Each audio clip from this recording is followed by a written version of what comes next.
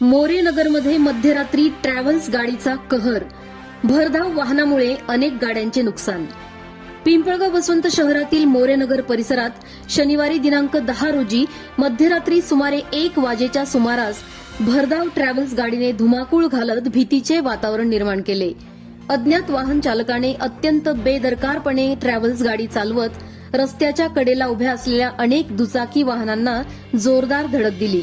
या घटनेत वाहनांचे मोठ्या प्रमाणात नुकसान झाले आहे. रात्रीच्या शांत वातावरणात अचानक घडलेल्या या प्रकारामुळे परिसरातील नागरिक घाबरून बाहेर आले.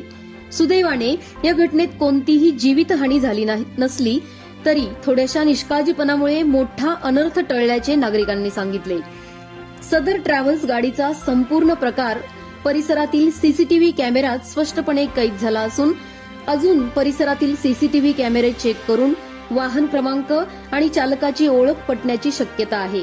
या घटनेमुळे मोरेनगर परिसरात दहशतीचे वातावरण पसरले असून अशा वाहन चालकावर पोलिसांनी तातडीने कारवाई करावी व संबंधित ट्रॅव्हल्स गाडीचा शोध घ्यावा अशी जोरदार मागणी स्थानिक नागरिकांकडून करण्यात येत आहे.